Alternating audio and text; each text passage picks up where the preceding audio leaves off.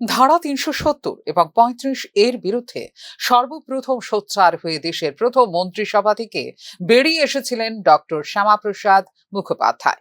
শেষ পর্যন্ত জম্মুতে তাঁকে গ্রেপ্তার করা হয়, যেখানে প্রাণ বলিদান দিতে হয়েছিল তাঁকে।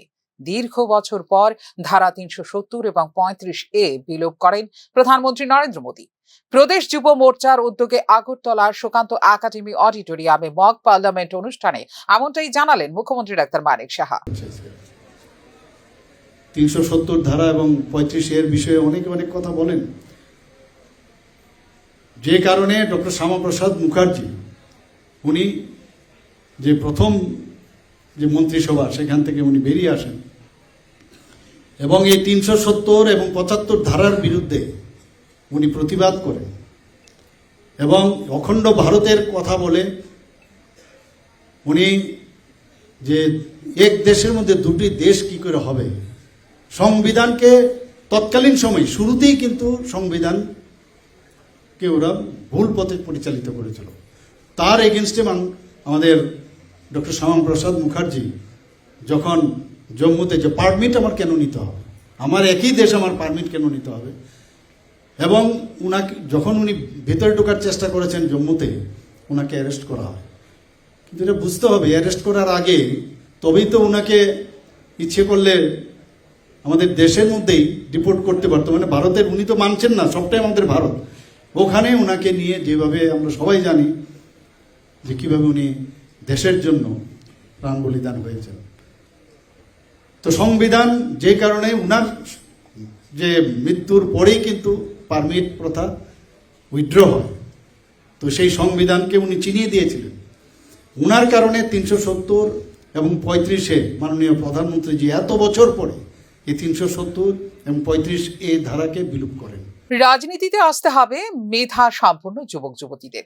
রাজনীতির সঙ্গে সম্পর্ক নেই যে সকল পরিবারের, সেই সব পরিবারের সদস্যদের যোগদান করতে হবে রাজনীতিতে, জানিয়েছেন মুখ্যমন্ত্রী।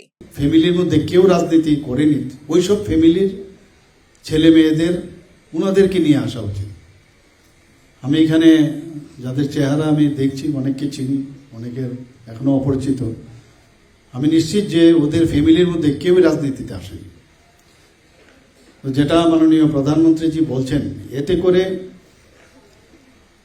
যারা মেরিট আছে, যাদের মধ্যে এই দেশ এবং রাজ্যের জন্য কিছু দিতে পারবে, এবং রাজনৈতিক যে একটা অবস্থা বা পরিবেশ বা পরিমণ্ডল তৎকালীন সময়ে ৩৫ বছর এবং কংগ্রেসের 5 বছর মাঝখানে জোটামন বা তার আগেও এমন একটা অস্থির একটা পরিবেশ অনেক ফ্যামিলির থেকে রাজনীতিতে আসার জন্য কোনো অবস্থায় সেটা মান্যতা দেয়নি।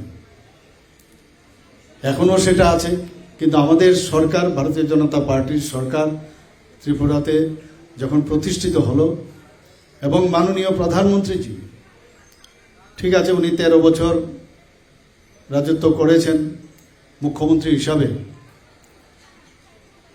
গুজরাটে, কিন্তু তার প্রভাব কিন্তু সারা ভারতবর্ষে সেইভাবে কিন্তু আমরা বুঝতে পারিনি। কিন্তু 2014-তে যখন উনি আসলেন, আমরা বুঝতে পেরেছি যে কিভাবে দেশ চালাতে হয়, এবং উনাকে অনুসরণ করে ভারতীয় জনতা পার্টির যে সরকার এখন পর্যন্ত প্রায় 28টি পূর্ণ রাজ্যের মধ্যে 20টা জায়গার মধ্যে আমাদের সরকার চলছে, উনাকে অনুসরণ করে উনি যেভাবে আমাদেরকে পরিচালনা করছেন, ডক্টর শ্যামাপ্রসাদ মুখার্জির যে চিন্তা ভাবনা এবং পণ্ডিত দীনদয়ালজির যে চিন্তা ভাবনা, সেটাকে সামনে রেখে আমরাও কিন্তু এখন চলার চেষ্টা করছি। জরুরি অবস্থায় 50 বছর পূর্তি উপলক্ষে দেশের 100টি স্থানে 25 জুন থেকে 27 জুনের মধ্যে এই ধরনের মক পার্লামেন্ট আয়োজনের সিদ্ধান্ত নিয়েছে ভারতীয় জনতা পার্টি।